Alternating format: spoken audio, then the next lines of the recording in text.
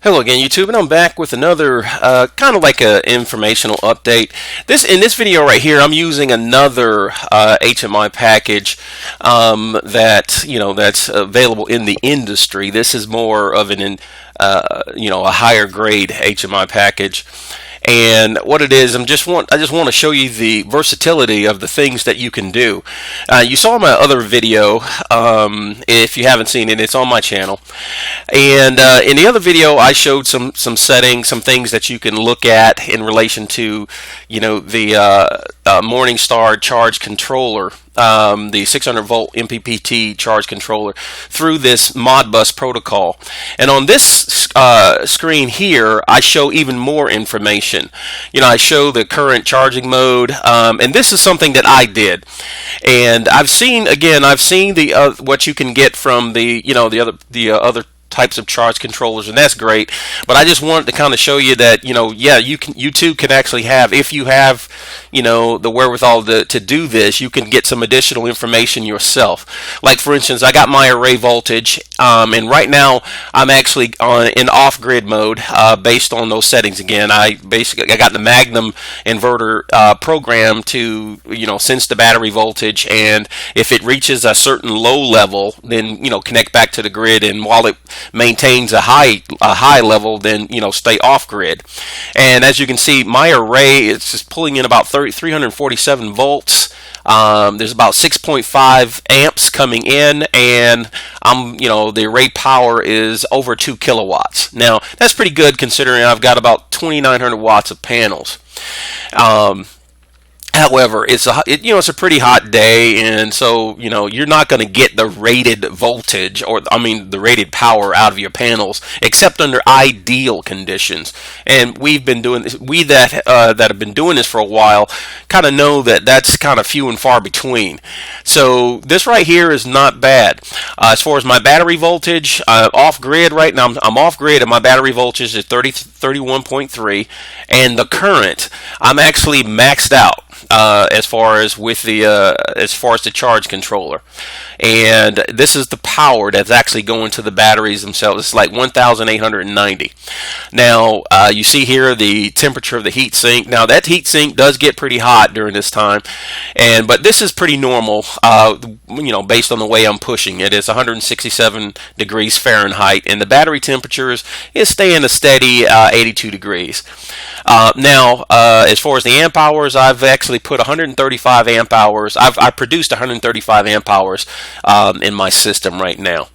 And now these are some additional monitors that I created. Like, for instance, this is the overall performance of my system, and I get this by just taking the battery power and dividing it by the array power, and so that tells me how my overall system is performing.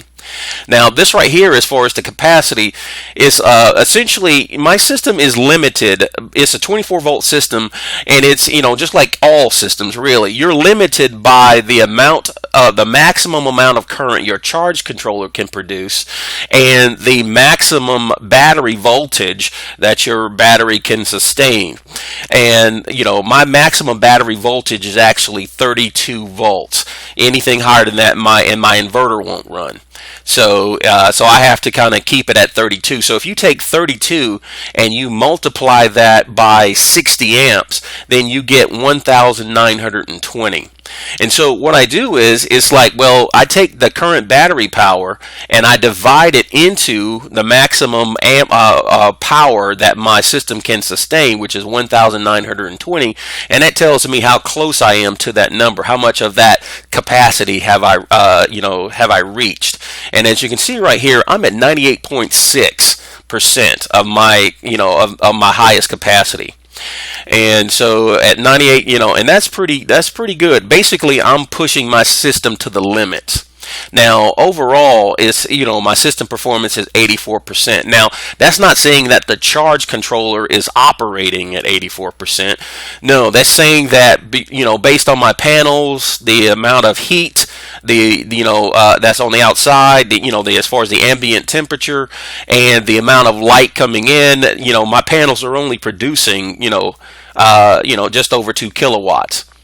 Now and which is not bad. I mean, if you take a look at it, and if we do just a simple calculation.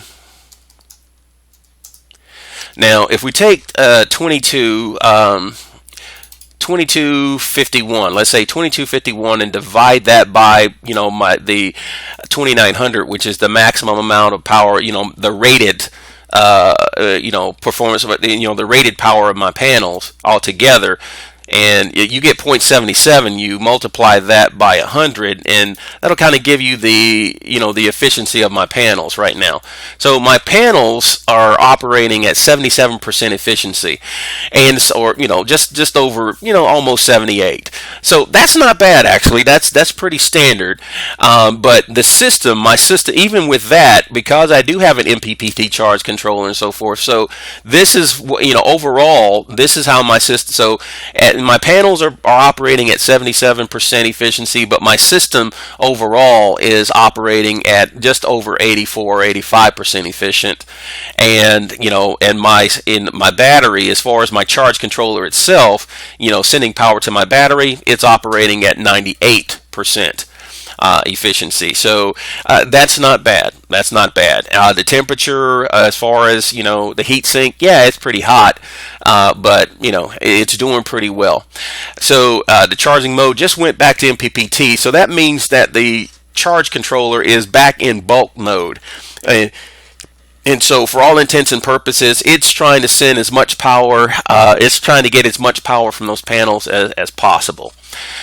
So while it's in bulk mode. And again, the reason I can get this type of performance is because right now my charge controller is trying to keep up with the demands, what it perceives to be the demands of the battery. But what's going on is my inverter is taking power from the battery, and the capacitor bank to feed the house. And so that's why it's everything. Now this is ideally what, as far as I'm concerned, this is exactly what I wanted. So during the day, my batteries are being charged, and I'm also feeding power to the loads in my home. So the excess power goes to the battery, and the primary power goes to lights, fans, or the refrigerator, the freezer, and things like that during the day.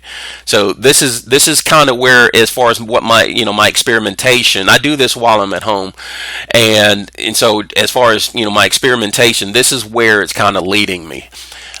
So again, this video here, just to kind of show you some of the things that you can do if your charge controller has that capability. If your inverter has that capability to where you can get utilize some of the communications protocols and get access to that information. You can create your own screens, so to give you some advanced information. Okay, YouTube, hopefully you found this interesting. I mean, there's a lot of techie stuff, as far as involved in doing this, but, it is possible if you're willing to go out and research the information. Okay, take care, YouTube.